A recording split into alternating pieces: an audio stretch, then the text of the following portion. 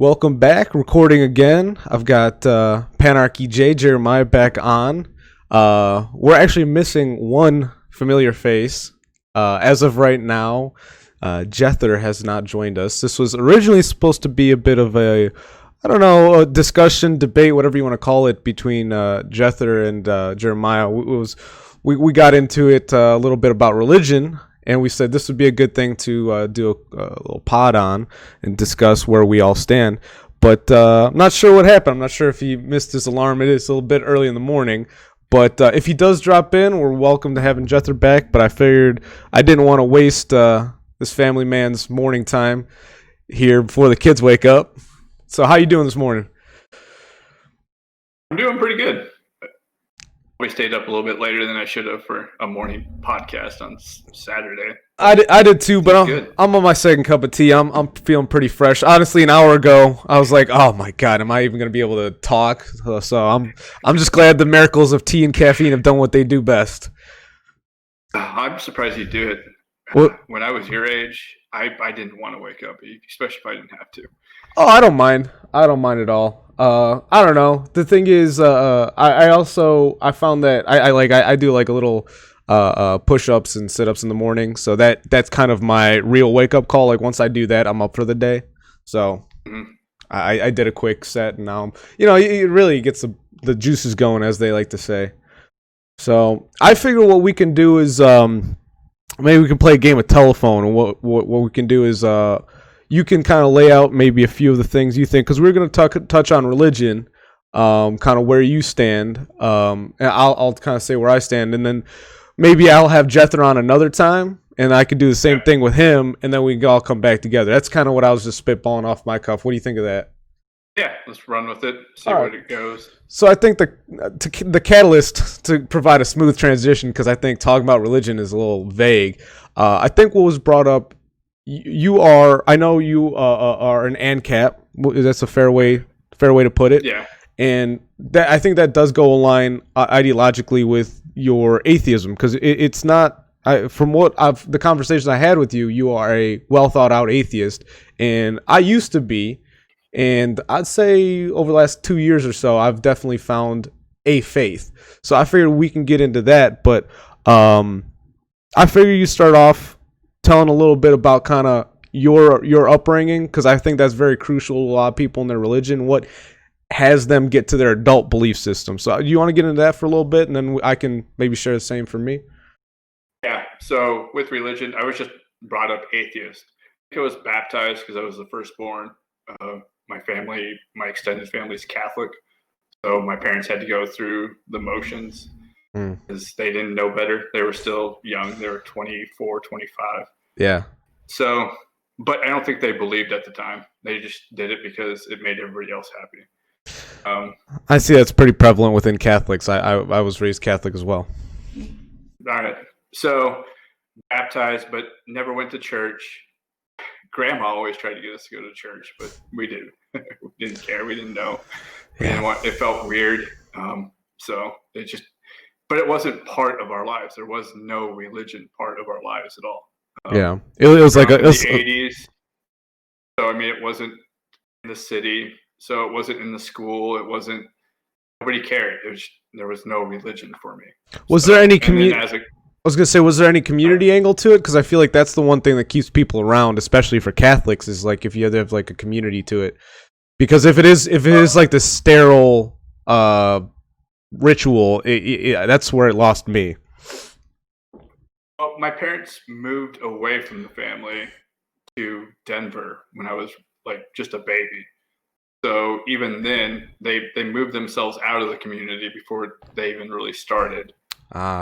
So the first 5 years they were just working, and I was just there. So any roots you might have been setting got uprooted too soon. Well, it never actually. It was never at any point except for maybe the baptism that I was part of a church. It was that young. Okay. I gotcha. Yeah. So that makes a lot of sense. It doesn't exist. So now that it doesn't exist,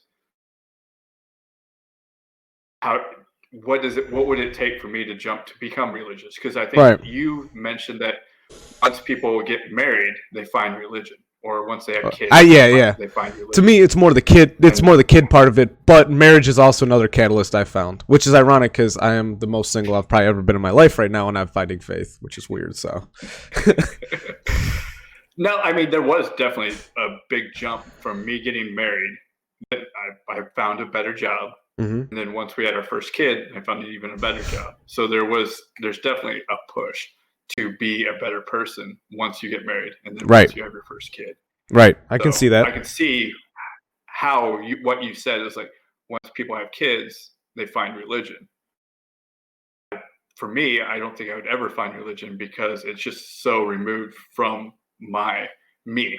Like I Okay. have to take a really big jump to Well, find let's get into peace. that So because we both said the word religion now, and I think it means a lot of things to different people, and I have what I think it means, and I'd say because I even look at other religions, not just the Christian lens, but to me, religion in general, and this goes back even towards more like older anthropological examples of religion is simply a way to orient yourself with your universe broadly, but also more specifically with your community, with your nation, with the world. You know what I'm saying? So religion is a way of explaining how you fit into the puzzle of everything that is in this giant mechanism.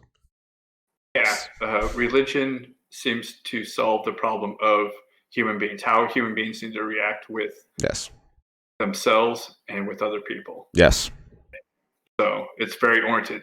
The whole idea behind it is it's meant to orient you. It's meant to give you direction. It's meant to Yep. so you don't have to keep checking behind your back. It's trying to figure out the best way to live as a group, right? Right. Individuals living as a group. That's Exactly. what it's trying And to the solve. thing is, exactly, and that's for the good and the bad because collectivist religion I'm not a fan of in general. The idea that like going to a Catholic church, and you mentioned that this is something that we both experience, is going to this place where you have a ritual and everything, and it's meant to provide comfort, but both of us being more analytical minds, having something I can't reason out doesn't provide me any comfort. It's skim milk, you know. There's no nutritional value to it for me. True. It for me when I would go as a kid, it's like I don't even understand what's going on.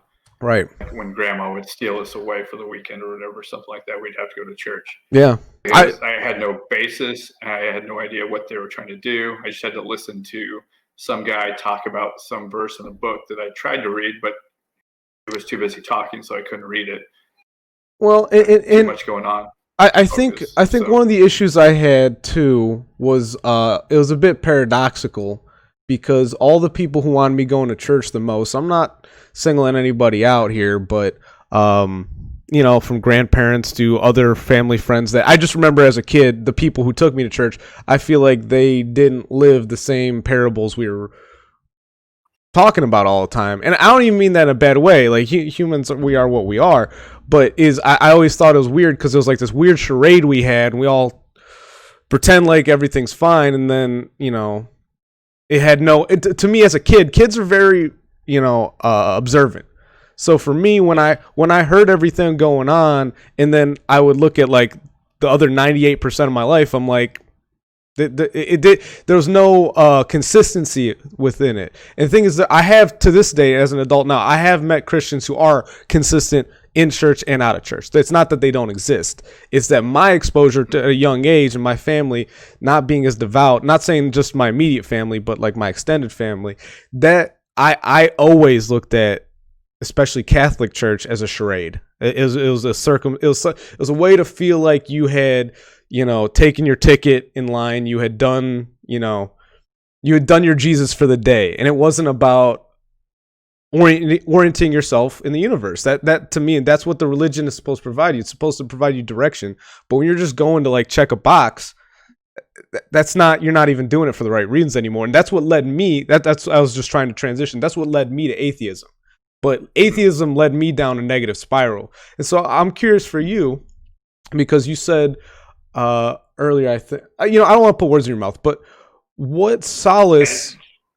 I was just gonna say, Right. what solace does atheism provide to you that you don't want to look for anything else at the moment? I wouldn't say I don't want to look. Oh, okay. I Or you don't need to. Maybe it's you don't the need to. no. I'm looking. I mean, I'm Jung.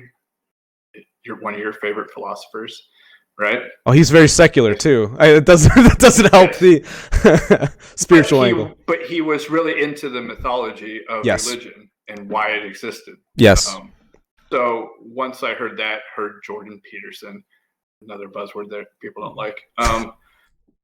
Not on I this. realized Not that on this channel. it, I realized that maybe there's a reason why it existed for so long. It's Mm, like it wasn't just this spaghetti monster thing that a lot of atheists try to make it out to be. yes. So, so now I pay attention to it. It's like, okay, what are they trying to teach? And there's a whole bunch of stuff that they're trying to teach, Yep. but they taught it to people as kids, but they did it in a way that they teach kids, which is This it can be deceptive. deceptive, but I'll say it. It can be deceptive. It doesn't have to be. but it's watered down Mm-hmm. and it's more story, and there isn't. It's like you just have to do it this way, and then people are just go through the motions. Like you were saying, when you were watching the adults, and it was like it felt like they were just going through the motions. Mm-hmm. Well, it's because they were taught as kids just to go through the motions. There was Right. no reason or anything like that. It was just like this is the way it is. Now do it. Well, here was the other inconsistency personally, because I actually want to take a second to be grateful, which is something that religion teaches me, just to kind of tie everything in. But I was lucky enough, like I grew up around a lot of adults. I was not an accident, but I was definitely not planned. So my parents had me younger, and a lot of the people that I spent time with, not just them, but their friend group, my aunts and uncles, they didn't have kids yet. So in my very early years, from like 0 to 8, I had a lot of adults around. So when I asked a question, I generally got an answer. But Okay. religion was one of the few places where when I asked questions, they're like, shut up, believe. And I was like, what? So like I'd ask like, why is the sky blue? And I'd get like a great answer. Why is this fall? Why is that? Like a lot of the empirical questions I had got answered. It always got taken care of. Like actually, I was very thankful to have a lot of adults with the patience to explain things to me. And I think that's why I have a curious mind that I do now, you know? But on the other hand of things, it's like I grew up a little atheist because when I asked questions about religion, I didn't really get many answers, and I don't even hold it against the people. I think that they hadn't fleshed out their faith either, but it really exposed a bit of a hole I saw in Christianity itself, more than the people that I was asking. Well, let's go back to the what is religion, right? Right. Do people who are religious understand what religion is, or is it just a devotion to some? Like, I don't want to say it the right way or the wrong way. I think we're kind of splitting up two things here. There's religion and there's faith. Faith to me is a very personal thing. Faith. Mm-hmm. I was gonna say faith is a very personal thing, while religion is kind of a more communal thing. Because as soon as you establish religion, not only because now religion is almost faith that you can carbon copy and provide to someone else. Like a person can have faith and never need to put it into words, and not even be able to put their faith into words. You know what I mean? But the thing is, as soon as you make it a religion, now you're proselytizing it in any particular way. And I'm not saying that's a bad thing either, but the moment it's a religion, now you're trying to be able to replicate. You know, which is a whole another concept.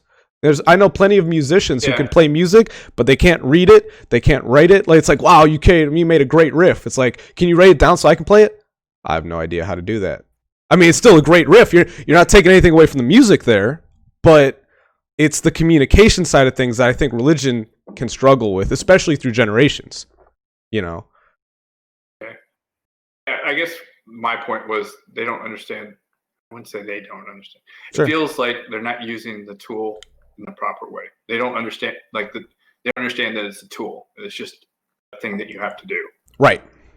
And I'm way generalizing here, and I don't like the way answering that question. So No, I mean that's why we're doing a long form discussion on it, because I mean, do you want to flesh that out a little further, or would you rather? Because I think there's other points we can move into too. Maybe that'll flesh it out better too.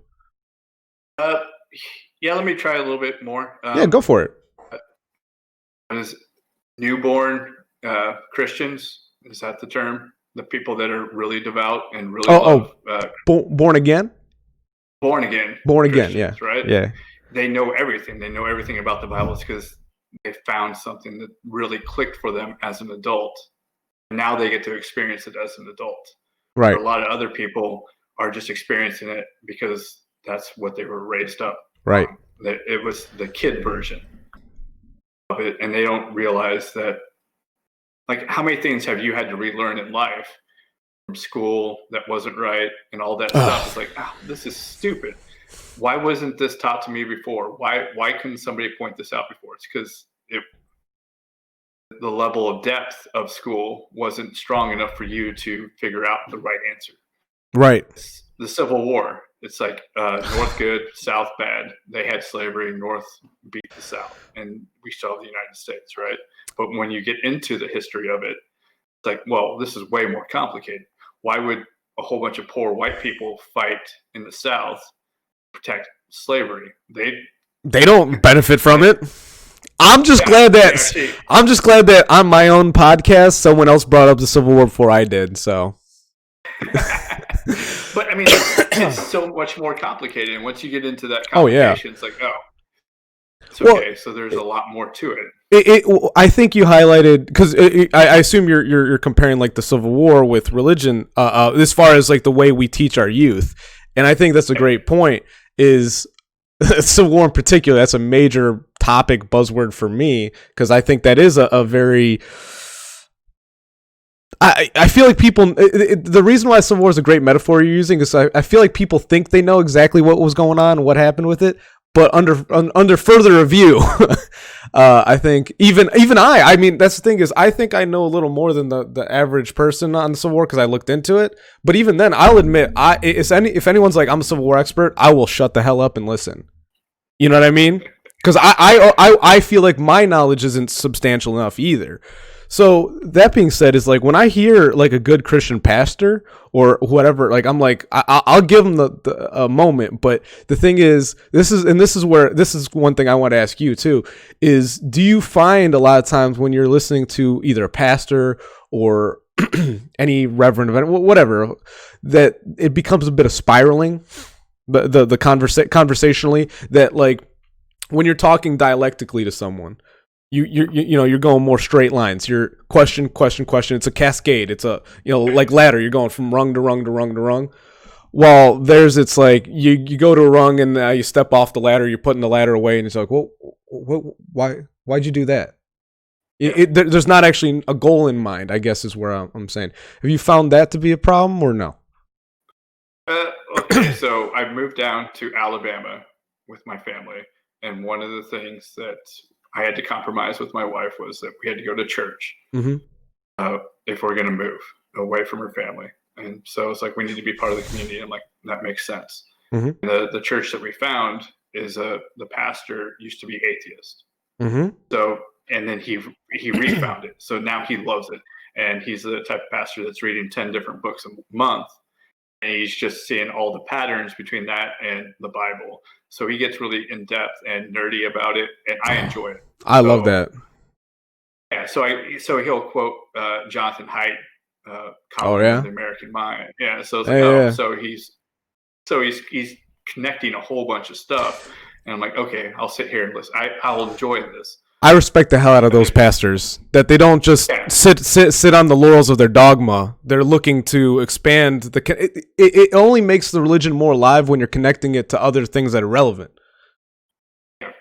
And he's really good. He's got a really good bandwidth, so he's always walking back and forth across the stage, using his hands, going this way and that way. So like as he's doing the storytelling, it's not just what he's saying. His whole body is telling the story. So everybody's always really focused into what he's saying. So he's really good about everything. He was at an assistant pastor at a bad church, So he sees a whole bunch of about how bureaucracy destroys systems, which is like my buzzword. Oh yeah. I said Civil War, which is your buzzword, but as an ANCAP, it's like, why do you hate government? Oh, it's not. I mean, Bureaucracy. yes, they do bad things, but it's like it's the bureaucracy. A piece of paper is smarter than the human beings in the situation. We have Right. to follow the piece of paper, and we don't care why that piece of paper was written. We don't care why we're doing it this way. It's just that this is the way we have to do it. Or even sometimes like just not a consensus on how to properly interpret said piece of paper, whether you're referring to law or scripture. Yeah, exactly. That's why you have the Sunni and the Shia. Yeah. You know? So he always talks about the Pharisees. I was like, okay, that's my buzzword. The iron law of bureaucracy is my thing. It's what I see in everything. So yeah, I enjoy it. I pay attention. But I'm doing it to gain more tools about how to be a better person and how to live with other people. I think Hotep Jesus said that science is a study of God, which makes sense. It's like religion doesn't study God. Religion studies us and our relationship with God. Science studies the world, and the world is the microphone for God, right? All the laws, you do something bad, you get bad. There's bad consequences to you. It doesn't matter that it was written in a book, right? I mean, it was actually written into the system that we live in, and somebody was smart enough to write it down in the book. Is the way I take it. Yeah, and what I was gonna say, the stem of all religion is almost when it comes down to it, whether you believe in some pagan blood ritual or not, what you're praying to in the end of the day of whatever religious belief you have that orients yourself is it's normally towards a creator. It's explaining the question, why do we exist? Not to get into those hippy dippy principles now, but I'm just saying that's why we have religion, is to explain those things so you don't have to do it every day. So you can just say, okay, we all agree that someone created all this. And so that's normally God. So when Hotep Jesus says science is a study of God, yeah, it is, because it's the study of how we were created. When you say science is a study of God, it's a study of how everything is made and how everything continues to be the way it's made. That's the way I see it, at least. Exactly. And that's why, so like when people use the Bible to figure out how old the world is, well, that's not the point. I don't think. To me, that's fan fiction. That's actually one thing I've said. Especially, I said it a lot more as an atheist. Is I said the Bible to me is no more useful than the Star Wars saga, because to me it's all just different. It's different interpretations of the human experience. You can't tell me that the Bible is any more important than the Bible unless you literally think God wrote it, which some people do. I don't think so. I think that even being a faithful person, I look at it through a secular lens and the fact that it was still written by people. Now, you can believe that it was written by people who were instruments of God, and I can believe that as well. But to say that literature is any more important than any other literature written by man, I would disagree. Well, here, let me do it this way. Sure. I've got another point of view. Yeah. It was written by God, but it was humans that had to listen and listen and listen and listen and listen, because there are certain patterns of human beings. We haven't changed since the written word, and even before the written word. Like Aristotle's teaching of what men are, like the argos, the love, and all that stuff. There's like 3 things there, and those 3 things are still taught in marketing today when you're trying to sell to human beings. Yeah, that was written 4,000 years ago, I think, and we haven't been changed. We could still be sold the same way that Aristotle wrote 4,000 years ago. Well, because we haven't changed. Our feelings haven't changed too much. I'll put it that way. And that's what they prey on. The ethos. The ethos. The ethos. Exactly. So we haven't changed. So our interpretation of how the world works hasn't changed. So we're sitting here, and there's people that see patterns over and over and over. If we have a system in which we're always killing somebody, then there's no trust. Mm-hmm. So let's come up with a commandment that says thou shalt not kill, right? Mm-hmm. Jealousy is a huge one. So don't sleep with your neighbor's wife. All this, don't steal, don't, like, people saw that when you did these things, the world was a better place. It destabilized things for everyone. It destabilized, and there's no trust, and when there's no Right. trust, and there's no trade, and if there's no trade, then you're off Everything, on your own, and yeah. you're miserable. And now you're trying to grow your own food, and the thing is, Yeah. As much as a lot of these homes, I just want to address this. As much as there's a lot of homesteaders out there, like, I'm just going to grow my own food. I'm like, that's fantastic, and I'm glad you're out there. I'm glad you want to do that. The problem is, our society, we can't compete with China when everyone's just sitting on their own pastures. That's one thing. Yeah, no, it's okay. So not to anarchy and cap world. Yeah. Well, let's go back to that homesteading. Those people just tend to be more general tradesmen. They like doing everything. Right. They don't trust. There's certain things that they'd rather be in control of, their own food, their own water, and that's why they do. I can respect the hell out of that. Yeah. Yeah, but we are specialized, and that's why we have groups. So one person could be the quote unquote blacksmith, right? And then somebody could be the farmer, somebody could be the pastor that teaches us to be good to each other. So that way we could still trade.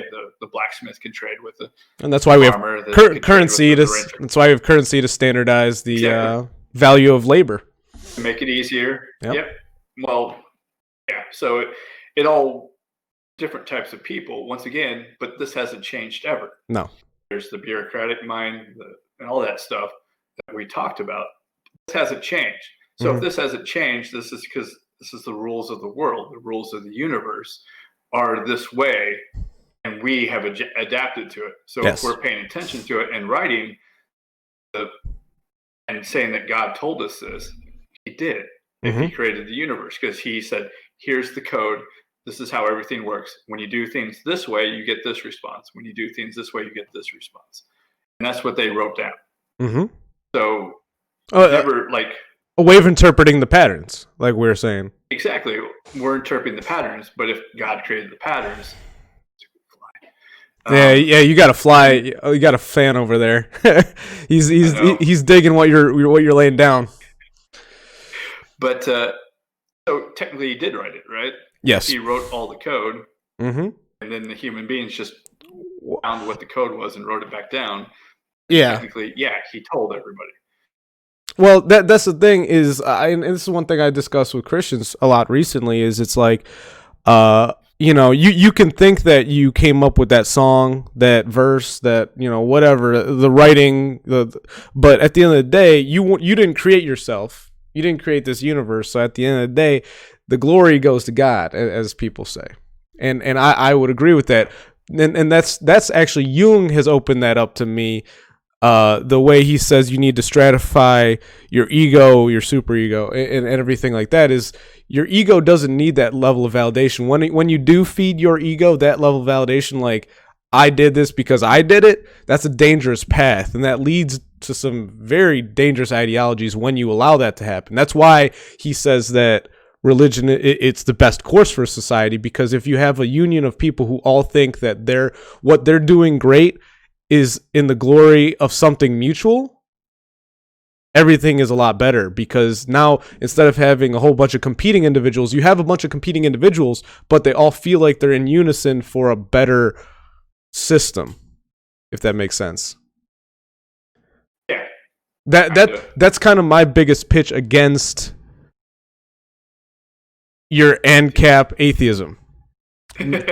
Not. And the thing is, for me, I wasn't planning to come here and pitch you, but this is where our difference of opinion lies. And realistically, I think that ideologically we agree on a lot of things, and that's why I don't need you to change just to make your banner the same color as mine.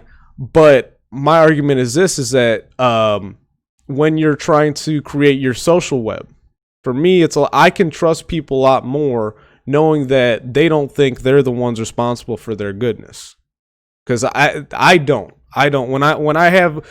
When I say some wisdom, when I do something really good for someone, I'm like, going back to, writing the Bible, I didn't do that.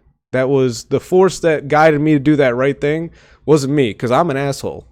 I remind myself my ego is not a good thing. So when I am doing things for myself, those are all the bad things, because that's the stuff I want to do. But when I'm doing the good things, that is like as they say, the Holy Spirit. I'm filled with the Holy Spirit when I'm doing good stuff. So I have to give that glory there. And the thing is, when I interact with a bunch of people who are doing the same, I know our gears are just going to be a little more in sync. Because if we're doing it, like I said, for the sake of the ego, for who I think I am, and they're doing it for the sake of who they think they are, now we're at odds. Fundamentally. Even if we believe the same thing. You know what I mean? Well, I can argue your same point, but from my point of view. That's what I'd like to hear, yeah. It isn't. Yeah, so it's a time preference. When you do something for yourself, it's usually in the moment. Fair. There is no, when it's for yourself, it isn't for the future. It's for now, right? Mm-hmm. So it's like, I'm going to get drunk.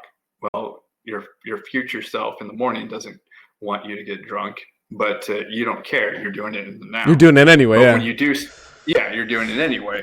But if you do things like saving and stuff like that, you're not doing it for yourself. You are doing it for yourself, but you're doing it for your future self. Exactly. Which is a different person. So there's a time preference. So there's a sacrifice. The ends always do justify the means, meaning that if you're good and then other people around you are better because you're doing good, then it makes your life better because they're able to come back around and do something in the world that makes your life better. Yes. Consistently too. Yes. So you could still think, I'm still doing it for me. But if you think about it, I'm doing it for my future self, me, or that this may never even come back to me, but it might come back to my kids or the people I work with or whatever, that because of that, it makes my life easier later, then you could still get there from saying, I'm doing something for me. Well, in Eastern spirituality, that's the whole concept of karma.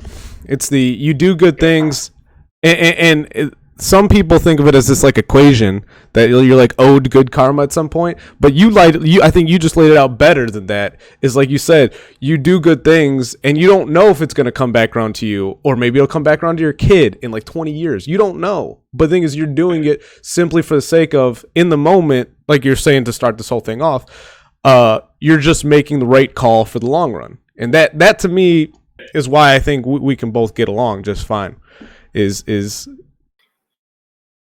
I guess I got too into the nitty gritty of who gets credit, but it's still the same decision making process. Would you agree? I mean, if it goes to God, it's fine. Right. But doing good things have good results later for other people and other people around you. So it's right. There's a reason that you do it. And it's not just because for the glory of God. It's because it does make the world a better place. When you spend more time overcoming entropy than just creating entropy, then your life is better. Would you the way around? Usually, and it's not always. Maybe you don't organize it in the right way, and it's organized in such a way that, like, buying a whole bunch of land and property, and let's say there's a giant fire. Well, you're still kind of stuck there because you organized yourself so much that you had to stay in this one spot, even though the plant shut down, there's no jobs and all that stuff, and you can't sell because then you lose too much money, or you can't go bankrupt, whatever. You organize. When you organize your life, it doesn't mean that it's better, but when you make the effort to organize things, to overcome entropy, to overcome chaos, things tend to be better for you. It can be better, yes. Yes. Would you brought up a few buzzwords right there for me. One being entropy. You said overcoming entropy. I agree with you, but the thing is, I'm not going to let you rest on that laurel. For you, entropy and chaos is actually a conversation I had with a religious friend of mine recently, and I was trying to explain to him. He's much more orderly. He comes from actually, I'd like to have him on the pod. So I want to be a little vague, and I don't want to scare him away if he does watch this. But I had explained the idea of wielding disorder, more unlike Twitter and stuff like that. being rhetorical, saying things that provoke thought. What do you think of that idea? Because I do agree that there is entropy, there is chaos, there is things being out of place, things that need to be updated. Obviously, that is not to be obvious. Would you agree that is what you're referring to more on a basic level of what you said? When you have too much order, it's the Tower of Babel. That's more the point I think he comes from, and that's one of the reasons I want to have him on. But you said when you're confronting, or what'd you say? You said confronting entropy or something like that. You always want to, or you want to outdo entropy. Like entropy is so powerful that it will kill the universe. Yeah, it's basically Shiva, the destroyer of worlds. Yes, let's go.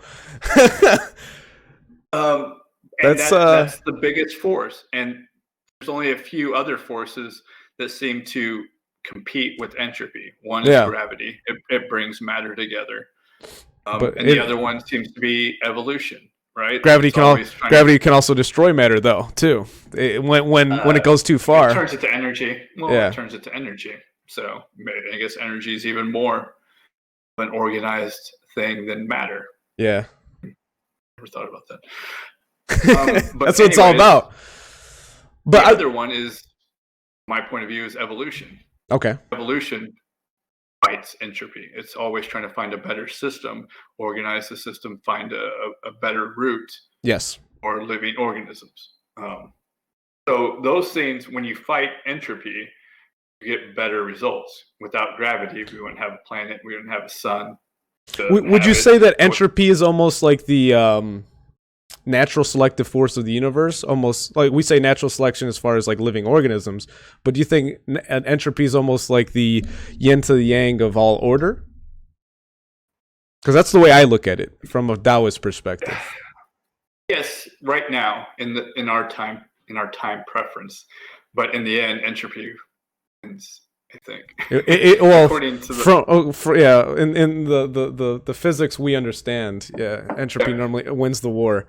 But I wanted to ask you in a more reductive sense, when you say people are confronting chaos or I forget what word you used. You said something about stabilizing entropy or something like that. What would you organizing? Yeah, what would you say like on a more mundane level that consists of for people?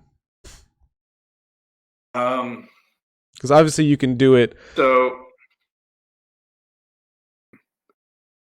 So saving and planning for a future. That's all organizing the future so you have a direction to go. Okay. Entropy would be spending all your money, living paycheck to paycheck, maybe even worse, going in credit card debt just to live the way you want to. Mm-hmm. That's all stealing from your future self. Yeah.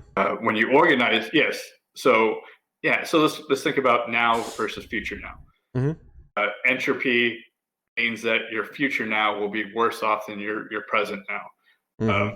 And then organizing yourself and doing stuff, the idea is that you're trying to make yourself your better future now than you are now. Mm-hmm. So when you work that way, that tends to be better. You're adding more karma, you're adding more organization to the system, which makes it better for everybody around you because you are now more set to help other people. Right. Well, you become a more sufficient gear in the system. You don't need the other gears to be you don't need to be as reliant on energy from the rest of the system. You are your own dynamo. But then going back to the yin and yang thing, mm-hmm. If you become too organized, the Tower of Babel, too many people were in one tower living together, the whole thing came collapsing down. Yeah. The other one is, you ever play Free Cell? Of course. Solitaire game. Yep. You ever get to the point where you have too many things stacked up and you in the right order? Yep. You can't move it them because there isn't enough space. Yeah. So it's the same thing. You've created too much order and now because of it, you can't organize the right way to win. Yeah. You're too organized. You're too stuck in your planning and you can't get out. Yeah. So yes, there's a yin and yang. Well, it goes back to and actually this is not to hijack away if you want to go deeper into where we were just at with entropy, but I would argue, and this is actually more of a semantic argument because it's actually right in line with what you're saying about dealing with entropy. My thing is peace, balance, contentment on an emotional level, but it's about finding that piece of where the line meets, because obviously and I would argue right now it's more important than ever with there being, this is a very energy ridden time period. There's a lot of flux going on right now. Obviously a lot of people's plans, like you said, their organization are not going, I don't think even the best speculators, their 2020 is going the way they had started the year. So for me, I was going to say is being the Taoist I try to be and holding the principles I do, my goal is more balance and peace. That regardless of where my current state of entropy is, I try to at least be able to look at things from a calm mind, calm perspective, because if I am letting the entropy affect my mood, affect my decision-making process, it's only going to create more entropy in the long run. Would you argue that's fair? Yeah. Argue's not the right word, but you know what I mean. No, there's always a yin and yang. You can't do it too much. You can't plan for everything because you don't know everything. And so what's the real thing? It's what does the best animals do during hard times? They're able to adapt to the situation. So if you can adapt to higher temperatures, water, whatever, people being chaotic, if you can adapt better to an uncertain future, then you're able to organize things the now for an uncertain future. Right. So it's more the adaptation. And you're talking about peace of mind. So it's the stoic version of people. Precisely. So if you don't let your emotional well-being get in the way, and you're realizing that, okay, this sucks. What do I do to fix it? Instead of just going, oh, it sucks. Well, and actually, I think bring up stoicism is a very important thing that we didn't touch on. Your atheism, because would you consider yourself a stoic atheist? Yeah, but I think it's more of a personality. I've been listening to Marcus Aurelius and who's the other, Seneca, lately. So I've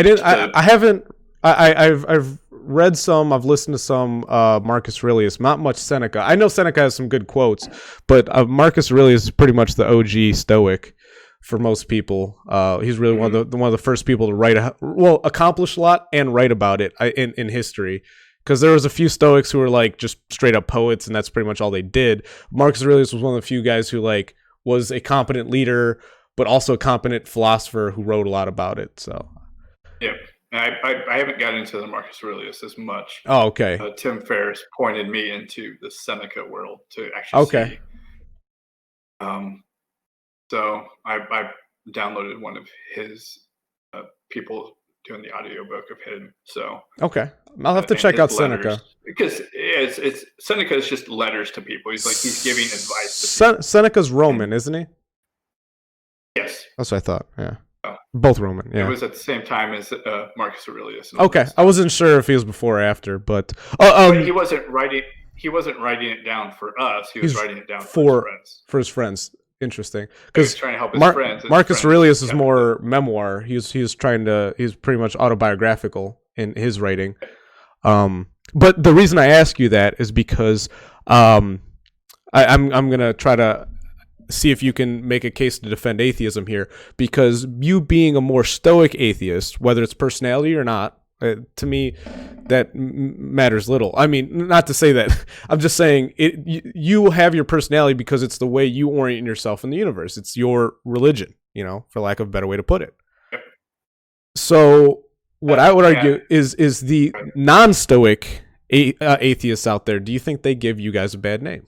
And I say you guys, I keep my toe in the pond, because I am so secular that I'm not far removed from being atheist myself.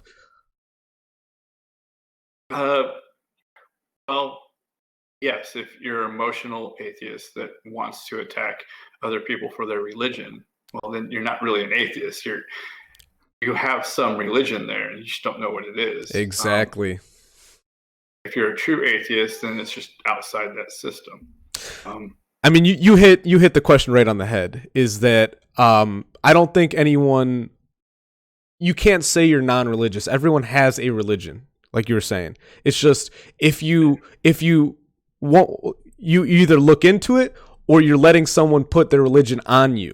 Would you argue that's true? That if you don't look for something, so one will be provided for you. Yeah, no, I used to tell people when I was an atheist, especially talking to people that were more atheists. It's like, don't call me an atheist. You guys are too religious for me. Because it was nonstop. That's all they talked about. And going against like, well, look at how the holidays match up. It's pagan. They're just stealing stuff. Blah blah blah. It's like, why are you spending so much time studying this? Right. Is this your way of orienting your way of life? Well, you go ahead. I was just gonna say it becomes a shadow. It becomes an inversion. Like some people's atheism becomes like an anti-religion of religion. They're like worshiping the idea of hating religion, which in it is of itself is almost this, like you said, because they're doing all the homework, they're doing all the due diligence. Sorry, but you just created a religion for yourself in the irony of trying to not like religion. So yeah, and they took all the bad stereotypes and got rid of all the good stereotypes, right? Yeah, that's yeah.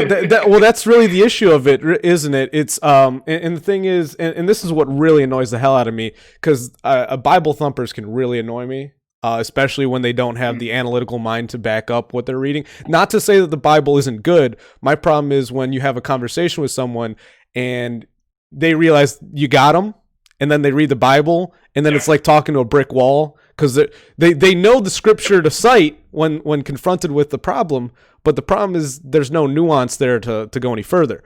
My thing is, picture that from the atheist perspective, when you find the atheist person who their dogma, whatever it may be, whether it's the capital S science, where it's a Bill Nye video or something, or oh yeah, science is a religion. Science, the new science is one of the things. New science. Yeah, NU science. You're a science denier.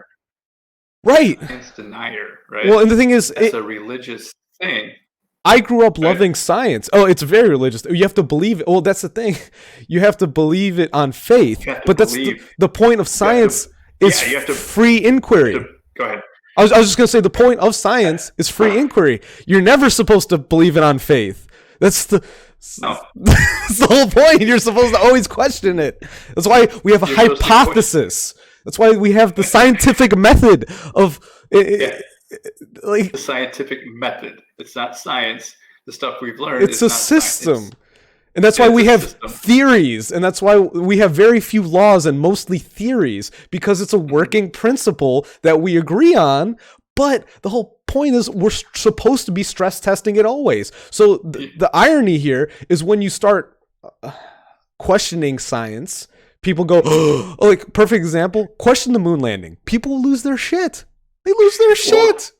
Question wearing a mask. And I'm not. Yeah. No.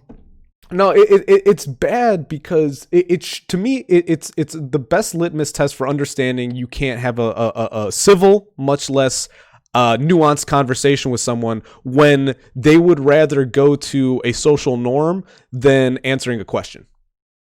Because sometimes I ask people questions purposely that I know are stupid questions simply to see how they react to them, not what they say. Or like it's almost like doing a free throw in basketball, right? You're a professional athlete. You should make your free throw. But when you can't even hit the rim, I'm like, I see the problem now. I don't care if you just hit a three in the corner fading away. That's fine. But if you can't make your free throws consistently, that one instance of greatness means nothing to me. You know? You need to be able to consistently go back to your source, is all I was going to say. I was going to say, you need to be able to consistently go back to your source material. Because just because you found some luck once or you had a couple one-offers, If you can't consistently go back to your source, and this is a reminder to myself too, is like any brilliance I may have, if I can't go back to like what got me there, I'm just as lost as anybody else. I need to be able to reel myself back in. You know? It's funny you used the word real. I was talking to some guy about fish. He's like, he was being stupid and I was being a smart ass, but he was like, You a smart hey, ass? fish. Yeah. I apologize for bringing you out of the water and suffocating you. I'm like, well, actually, they hyperventilate because there's too much oxygen. And they poison themselves with ammonia because they don't have any water to wash away the gills. Is that really what happens? I wrote that, sent it to him. Well, okay. So he says, oh, is that how it works? I'm like, I don't know. Where did I get that information from? And I'm trying to go back through the stuff. Eventually, I was able to talk it out, but I was worried that I just kind of spewed something, and I had no idea where it came from. And it was like, well, where that I don't like that. I don't know where I learned it. And if I can't remember where I learned it, then I don't trust it. Just it's. Well, I was gonna say actually this. I would assume, I think we've discussed this a few times, whenever you say something, because we mentioned, I like to use rhetoric, the idea of essentially creative, imaginary discussion or thought. That being said, you run the risk of being a liar or being an inconsistent person. A lot of times, you're on the fringes of what you know to be real when you start discussing from that. So what I find is I'll make an assertion and then I have to, for myself, go and like look it up. Like I'll say something, be like, wait a minute, the Ottomans existed in the 17th century? Did they? You know, like something like that. Like sometimes it's not even like malicious. Sometimes I picked something that I knew was gonna be real. That was a T-ball hit. That wasn't a fast pitch. But that's the whole concept of it. Like sometimes I'll say something and like in the moment I'll be like, oh, this is real. But like I'll even bookmark it in my head and I won't even tell anyone. This is what I was gonna ask you: is whenever you do something like that, do you feel the need to go back and check it, even if you're like 98% sure? I do it all the time. I knew we have a similar. If I can't figure out where I knew it, I need to go look it up. And I can tell you why I even know this is because I argued with an ex-girlfriend back in college about what a Siberian tiger was. I thought all Siberian tigers were white for some reason. Okay. No. She just let it go, and the internet wasn't a big thing. But the next morning, I got on the computer and looked. I was like, no. I'm never going to do this again. I hate being wrong, especially. I know, but that's one of the reasons. That's one of the reasons I love having conversations with you, because we're both the same in that way. That whenever I say something like that, it eats me alive if there's any shadow of a doubt that I might have said something wrong. But the thing is, that also is the drive to stay to go back to what we were saying, reeled in, grounded. Because I know people who half the things they say are bullshit, but they know it's bullshit. You know them and you know that it's bullshit. It's just part of their personality. But that's, I think, one of the fun things that I try to make about being myself entertaining is I try to stay very grounded and knowledgeable on what I'm talking about, but I also try to say half the shit I say is bullshit. So you never know if I'm really saying something insightful or not. Because the thing is, I used to be very boring, robotic, and everything I said was absolute. But that's boring. No one, you don't really entertain by saying what is. Well, the best thing about almost being 40 is I don't have to fake my knowledge as much anymore. I don't have to fake like I know what I'm doing all the time. That's fair. I can see that. Yeah, I mean, one of my first jobs in college was working at Home Depot and helping people. I don't know anything. I never fixed anything myself. A car a few times. Right. But I hadn't built a house. I hadn't put down tile. But if I were to go work at Home Depot now, I'm Ron from Parks and Rec is like, don't talk to me. Don't talk. Yeah, I love that. Great example. So the older you get, the more comfortable you are. And the thing is, I'm more willing to let young people also just talk. Yes. And act like they know stuff and then hang themselves. Because I know that the way that it's a win-win. is yeah, how I used to act. It was like, Mm-hmm. oh, I used to be so cocky about my knowledge, and I could see what you're doing now. So just go ahead, keep going. Well, But some people never grow out of it. Bill Nye, right? We were right. talking about him. Yeah, he's a great example of like a condescending kind of. Actually, not even kind of. I'm gonna reel that back. He does preach in a very condescending manner now. Like when I was a Yes, kid, a very religious way. his show, what was it even called? What was his show that put him on the map? Bill Nye the Science Guy. Was this called Bill Nye Science Guy? Okay. Well, whatever. I was trying to think of like Science Hour with Bill or something, but he was a lot. Beekman's World. What's that? Also on about Beekman's World. I don't know. Remember that one? No. Okay. Not offhand. There was him. There was two shows. His show and another one called Beekman's World. So okay. They're on competing networks. Oh, okay. Well, I was just gonna say, like, I've gone back and looked at his. He wasn't as preachy back then. Now, and this is why I was gonna bring it up, is because, like you said, as you get older, you should be more content with, like you said, needing to front, as you'd say, your knowledge, need to show. And thing is, as he's getting older, he's becoming more showy with his knowledge. He's being more vain and ego driven, I feel like. Especially recently. Like, I mean, what's his? It's climate science. Climate science for once, but also, do you know that the name of his next Netflix special that ended up being garbage? No. Do you know what it's called?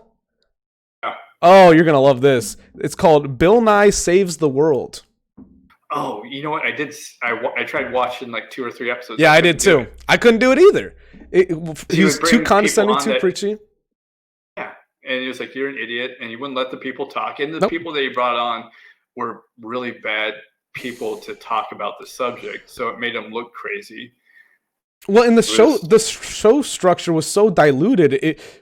If anyone watched that show and gained knowledge, I mean, I feel for our society because there was not really much knowledge to be gained there. It was antics at best. Is that a fair way to put it?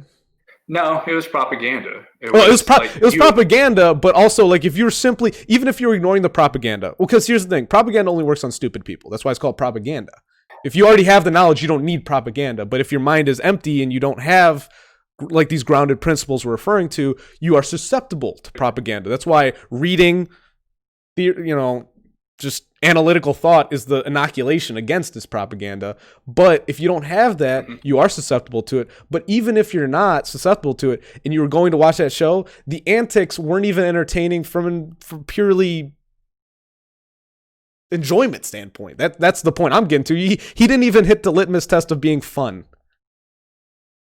No, which is ironic. It was like cognitive dissonance. Like I was angry the whole time listening to it. I was like, no, that's not the arguments. What are you doing? 97% of scientists doesn't mean anything. That's the opposite. I mean, Richard Feynman said no, don't do that, think that way. Like all the great scientists said, it's never about consensus. It's about actually pushing back against consensus. That's what science is. And it's all he pushes is consensus.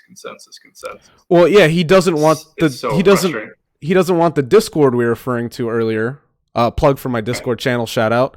But he doesn't want the Discord within the community because that's where free inquiry happens. And actually, I would argue there that he is actually standing in the way of science. That if we're going to find new principles, if we're going to be on the cutting edge of something better, he's stopping us from going there because he's trying to keep people's minds in a box. Minds in a box, one group. It's that one group mentality. Like everything has to come through us. I forget. I was just gonna say I forget who coined it, but it's this capital S science, which I love the expression. Capital S science. It's because it's just to say it outrightly from my podcast is when you have God and it's lowercase, it means one thing, but when you have it with the uppercase, it means another. Same idea. When you capitalize science in the middle of a sentence, it means something a little different. It requires faith. I like that. I mean, you can't even convince people that the world isn't flat the way he argues. Uh, Like, he my just goes after the people the and way calls them stupid. I know, and the thing is, and the way I structure my whole method of debate is instead of ridiculing someone who thinks flat Earth, indulge them. Indulge them. If someone's genuinely flat Earth, and this is where I find most trolls, and I get along with trolls. I like trolls. So when someone says they believe in flat Earth, I'm like, let's go with it. Let's see what you know. Let's stress test this bad boy, and that's how science should be. That's how it really should be. It's when you encounter someone who has a thought different than you, it should be game on. Assuming you have the time, obviously. I mean, if the person's a charlatan and a quack, don't waste your time. But if you trust the person, get into it. Have a good time. Exactly. Yeah, and that was actually another moment that helped me become more open to the world. Was somebody's like, "Oh, check out this train wreck on Facebook, the Flat Earth Society." I'm like, "Oh, yeah, let's go." And then I got in there, and as an engineer, I was taking a lot of physics classes. I was like, "Wow, some of their points are if you didn't understand math or had taken as many classes as I did in college, there's no way that you could have found the right answer." It's like they show one where they have a ball and they spin it, and all the water shoots off.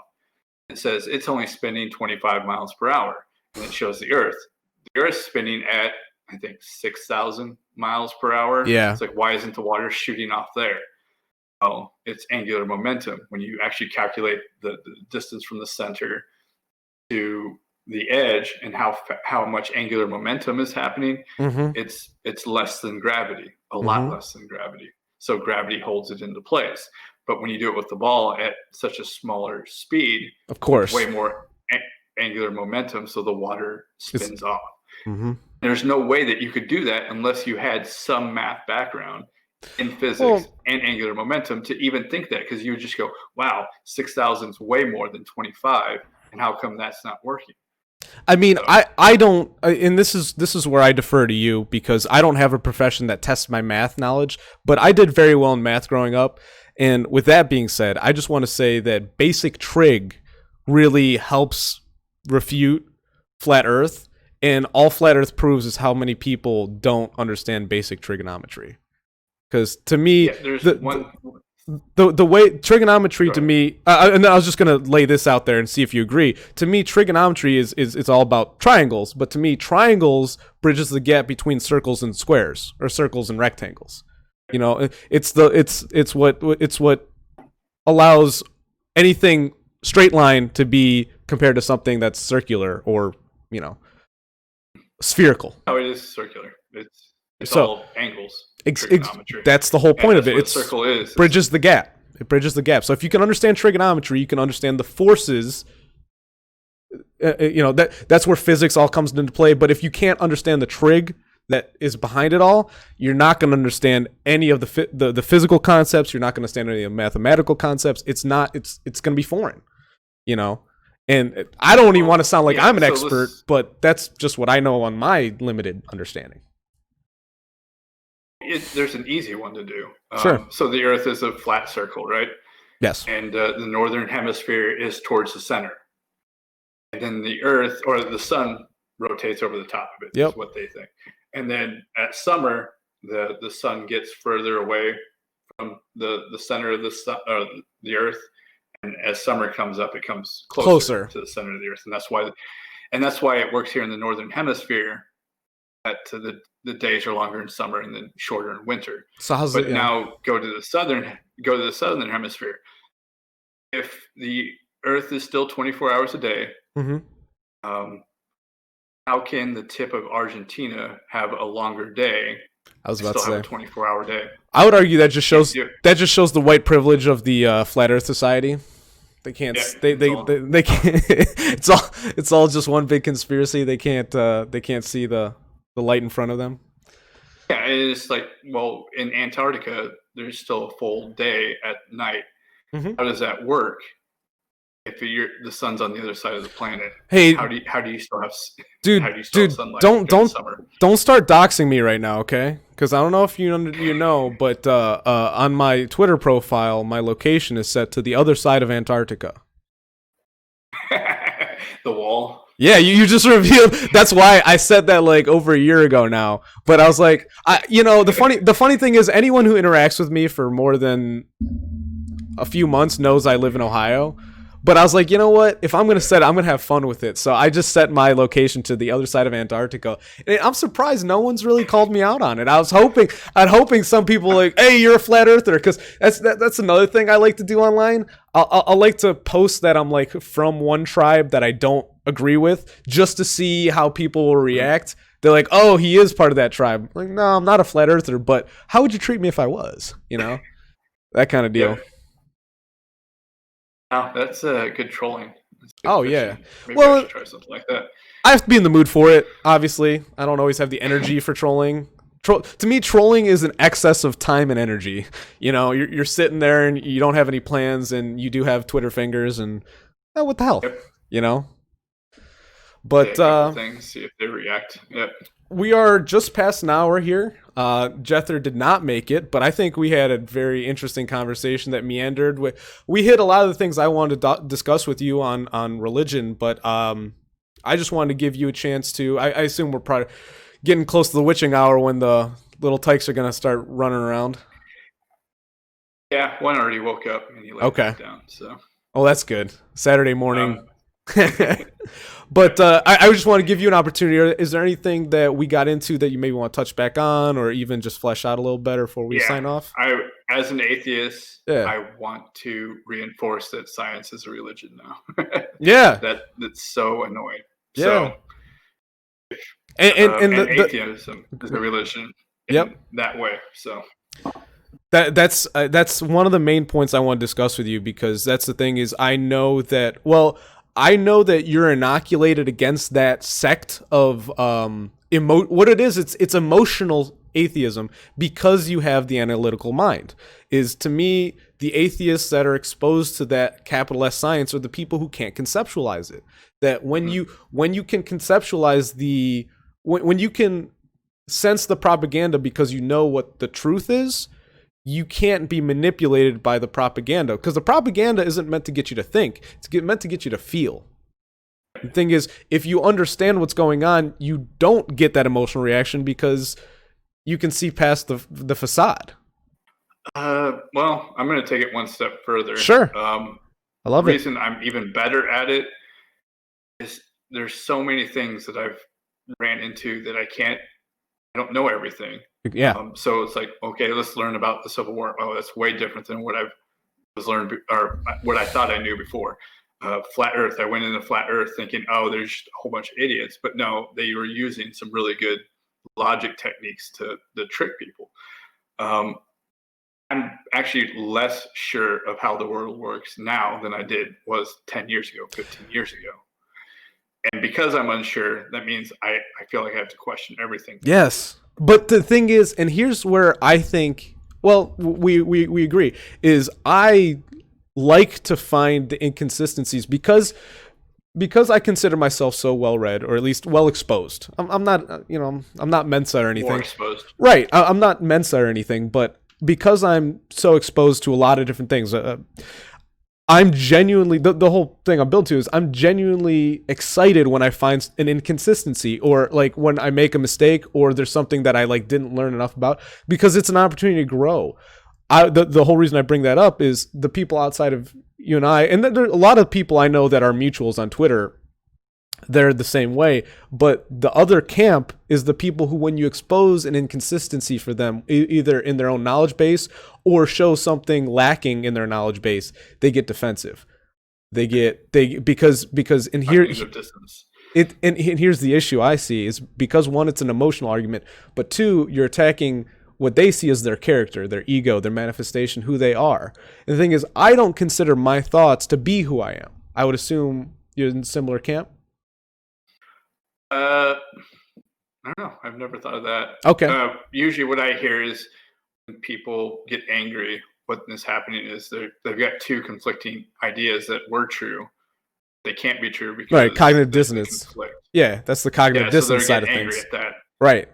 Yeah. So I was just gonna say the problem is when those ideas become who you are. So okay, perfect example being like the flat Earth thing. the flat Earth thing, or even climate change, or let's go really polarize and go like LGBTQ, right? If you say anything against that, or even if you provide facts against it, now it no longer is a civil dialectic discourse. Now it's an attack on their character. And the thing is, people like us, we never meant it to be an attack on their character, because we're trying to figure things out. We're stress testing. Because we don't take the blind faith, we want to, as if it was our own argument. I would want, like, perfect example, if I said anything across this hour conversation we've had that you thought was wrong, I would hope you would call me on it. I hope you say, Mike, what the hell? You know?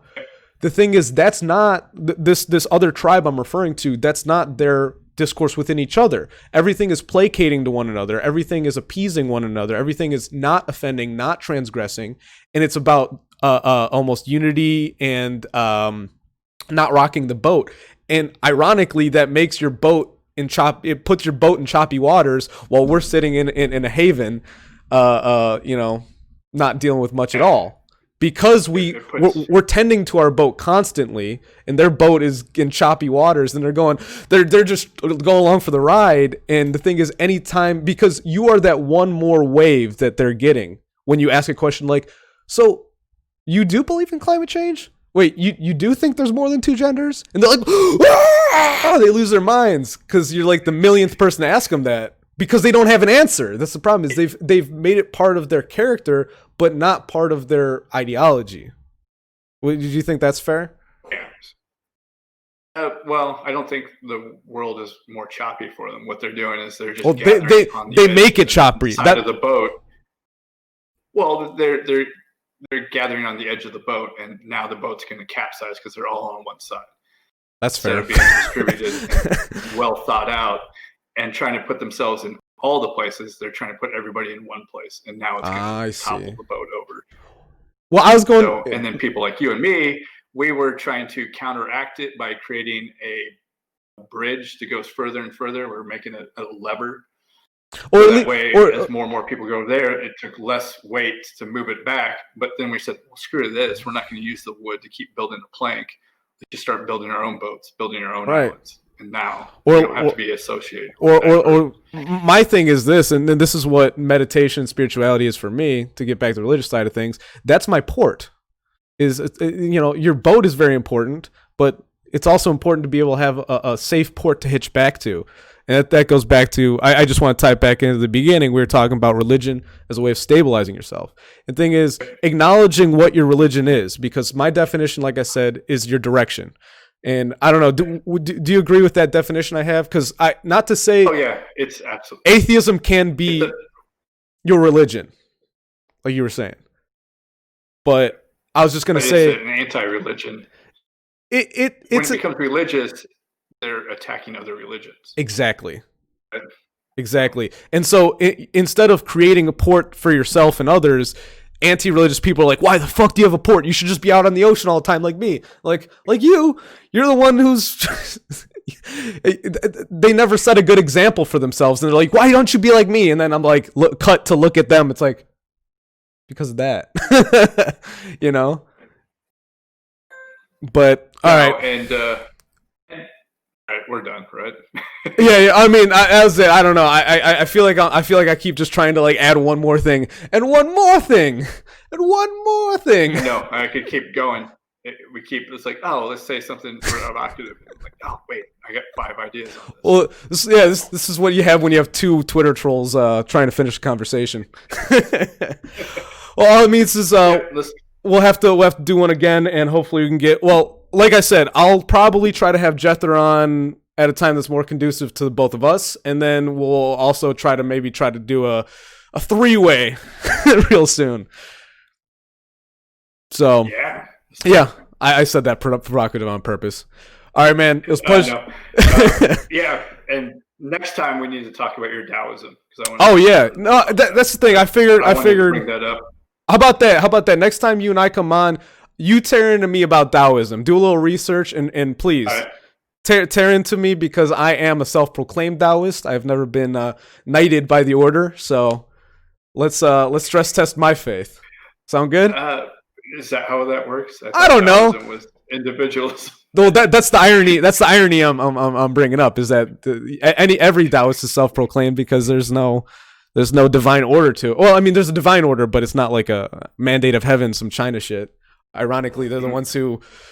Well, I could go into history of Taoism too because I don't know if you know anything about. How about this for homework? Look into the Yellow Turban Rebellion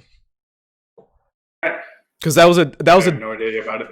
It was a Taoist rebellion that happened in a very oligarchic time, and essentially all the oligarchs united around killing Taoists. Okay. It's an interesting part of Chinese history. So, on that note, Jeremiah, always a pleasure to have you on. Follow him at PanarchyJ on Twitter, and we'll do this again. All right. Thanks.